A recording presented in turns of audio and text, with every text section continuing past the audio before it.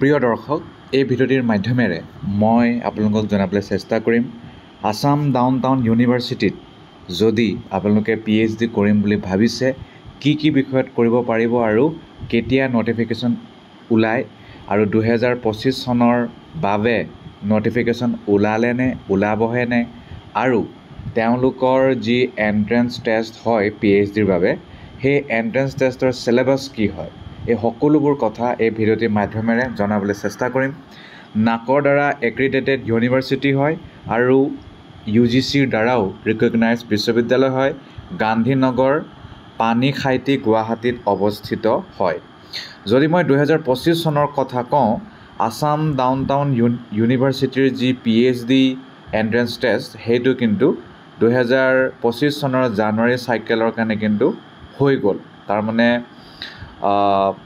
Part টাইমে হোক ফুল টাইমে হোক তেওঁলোকৰ মানে সেইটো আৰম্ভ হৈ শেষ হৈ গ'ল। মানে তেওঁলোকে প্ৰায় এপ্ৰিল মাহৰ পৰা এপ্ৰিলৰ পৰা মে' মাহতে তেওঁলোকে সেইটো শেষ কৰি পেলায়। তাৰপিছত অনলাইন পৰীক্ষা হয়। অনলাইন পৰীক্ষা মে' জুন সময়ত হয়। ৰিজাল্ট মে' জুনতেই ওলায়। তাৰপিছত ইয়াৰ বাহিৰে ইণ্টাৰভিউ, প্ৰেজেণ্টেশ্যন ইত্যাদি মে' জুন আৰু চিলেক্টেড লিষ্টৰ কথা মে' আৰু লাষ্ট উইক অফ জুনত তেওঁলোকে উলিয়ায়। আৰু PhDৰ বাবে এডমিশ্যন হয় জুনৰ পৰা জুলাই। কোৰ্ছ ৱৰ্কৰ ক্লাছ আৰম্ভ হৈ যায় PhDৰ আগষ্ট মাহত। গতিকে যদি আপোনালোকে কিবা প্লেনিং কৰি থৈছে আৰু সময় আছে, অলপ দিন আছে, কাৰণ যিহেতু নেক্সট ইয়েৰহে পুনৰ আৰম্ভ হ'ব নতুন চাইকেলৰ কাৰণে। গতিকে আপোনালোকে যদি কিছুমান কথাবোৰ জানি থয় তেতিয়া ডিচিশ্যন ল'বলৈ ভাল হ'ব বা প্ৰিপাৰেশ্যন কৰিবলৈও ভাল হ'ব। তাৰ বাহিৰে ফেকাল্টি অফ নাৰ্ছিঙত যদি কিবা PhD কৰাৰ মন সেইটো কিন্তু শেষ হৈ গ'ল। একেই এপ্ৰিলৰ পৰা আৰম্ভ হৈ জুলাইত শেষ হৈ যায় সকলো। এতিয়া আমি আহক জানিবলৈ চেষ্টা কৰোঁ যে কি বিষয়ত PhD কৰিব পাৰিব। ফাৰ্মাচিউটিকেল ছায়েন্স পাৰিব, engineering, civil, mechanical, computer technology, computer science, engineering আৰু বেছিক ছায়েন্সৰ আণ্ডাৰত biotechnology, botany, microbiology, zoology, physics, chemistry, mathematics, food, nutrition and dietetics, agricultural sciences আৰু টেকন'লজিৰ আণ্ডাৰত এগ্ৰিকালচাৰেল ছায়েন্স যেনে soil science, agricultural microbiology, biotechnology, plant pathology, physiology, horticulture, genetics আৰু plant breeding. Commerce আৰু মেনেজমেণ্টৰ আণ্ডাৰত মেনেজমেণ্টৰ বিভিন্ন শিতানত কৰিব পাৰিব। Health care, hospital management, tourism and hospitality management, library management ইত্যাদি। হিউমেনিটিজ এণ্ড ছ'চিয়েল ছায়েন্সেছৰ আণ্ডাৰত চাইক'লজিত পাৰিব, ইংলিছত পাৰিব, ছ'চিয়'লজিত পাৰিব, ছ'চিয়েল ৱৰ্কত পাৰিব। পেৰামেডিকেল ছায়েন্সত medical laboratory technology, optometry, emergency and critical care, radio' and imaging technology, dialysis ইত্যাদি বিষয়ত কৰিব পাৰিব।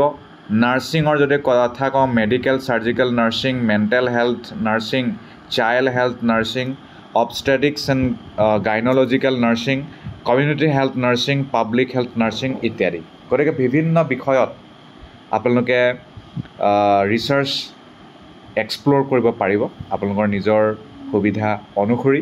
খালি ইয়াৰ কাৰণে এণ্ট্ৰেন্স টেষ্টটো পাছ কৰিব লাগিব। আৰু যদিও প্ৰাইভেট হয় কিন্তু বহুত ভাল হয়, কাৰণ তেওঁলোকৰ ফেচিলিটি ভাল। মাল্টিডিচিপ্লিনাৰী ৰিচাৰ্চো আপোনালোকে কৰিব পাৰিব। ইয়াৰ বাবে 4 বছৰীয়া আণ্ডাৰ গ্ৰেজুৱেট ক'ৰ্ছ কৰিলেও হ'ব, খালি 75% লাগিব। আৰু মাষ্টাৰ ডিগ্ৰী কৰিব লাগিব, নহ'লে 55% থাকিব লাগিব। কিন্তু ৰেহাই দিছে SC ST OBC সকলক, EWS সকলক 5%। আৰু MPhil কৰা সকলে যদি 55% আছে তেতিয়াও তেওঁলোকে ডাইৰেক্ট ইণ্টাৰভিউত বহিব পাৰিব। আৰু নাৰ্ছিঙৰ বাবে MPhil নাৰ্ছিং বা MSc নাৰ্ছিং বা মাষ্টাৰ ডিগ্ৰী নাৰ্ছিং কৰিলেও হ'ব। আৰু MSc নাৰ্ছিং কৰিলে 60% কিন্তু লাগিব। ইয়াৰ বাহিৰে নাৰ্ছিঙক বাদ দি বাকী সকলো ছাবজেক্টৰ কাৰণে ৰিটেন টেষ্ট 70 মাৰ্কৰ হ'ব, ইণ্টাৰভিউ পাৰ্চনেল ইণ্টাৰেকশ্যন 30 মাৰ্কৰ হ'ব আৰু ছাবজেক্ট স্পেচিফিক কুৱেশ্যন পাব। প্ৰতিটো বিষয়ৰ নিজা নিজা যি ছাবজেক্ট ডমেইন সেই ওপৰতে 35 মাৰ্কছ পাব আৰু ৰিচাৰ্চ মেথডলজিৰ ওপৰত 35, ট'টেল 70 মাৰ্কছ থাকিব। তাৰ বাহিৰে বাকী যি থাকিলে ইণ্টাৰভিউ আৰু পাৰ্চনেল ইণ্টাৰেকশ্যনৰ আধাৰত সেইটো নিৰ্ধাৰণ কৰা হ'ব। Students who have secured 50% marks in the written test will be eligible for the interview. তাৰমানে ইণ্টাৰভিউত যদি আপোনালোকে যাব বিচাৰিছে তেতিয়াহ'লে কিন্তু ৰিটেন টেষ্টত 50% মাৰ্কছ পাব লাগিব। নেট, গেট, GPAT, CEED ইত্যাদি যদি আপোনাৰ আছে তেতিয়াহ'লে আপোনালোকে ৰিটেন টেষ্ট নবহিলেও হ'ব, ডাইৰেক্ট আৰু নেট PhD থাকিলেও নালাগে।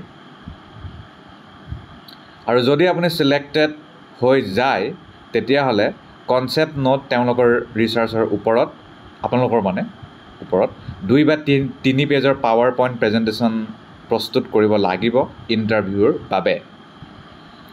ফেকাল্টি অফ নাৰ্ছিঙৰ বাবে ৰিটেন টেষ্ট 90 মাৰ্ক আৰু MPhilত 5 মাৰ্ক, পাব্লিকেশ্যনত 5 মাৰ্ক থাকিব। Clinical speciality 30 mark, research methodology and statistics 60 mark. Application fee সকলোৰ কাৰণে 500 টকা আৰু অফিচিয়েল ৱেবছাইট https://adtu.in/phd। আৰু ফিজৰ কথাও তেওঁলোকৰ ৱেবছাইটত পাই যাব। সাধাৰণতে ফিজটো যদি মই প্ৰাইভেটৰ কথা কওঁ 50,000 থাকে আৰু পাৰ ছেমিষ্টাৰ, আৰু মান্থলি কিবা এটা ফি থাকে, সেইটো তেওঁলোকৰ ৱেবছাইটত গৈ চাই ল'ব। ইয়াৰ বাহিৰে ছাবমিট কৰাৰ পিছত আপোনালোকে আৰু যেতিয়া এপ্লাই কৰিব PDF ফাইল ৰূপে পঠাই দিব লাগিব phd@adtu.in বা ফোন কৰি জনাব লাগিব চাগে 600-390-3317 PDF ৰূপত আৰু ধুনীয়াকৈ বনাই চব বস্তু যিমান যি আছে।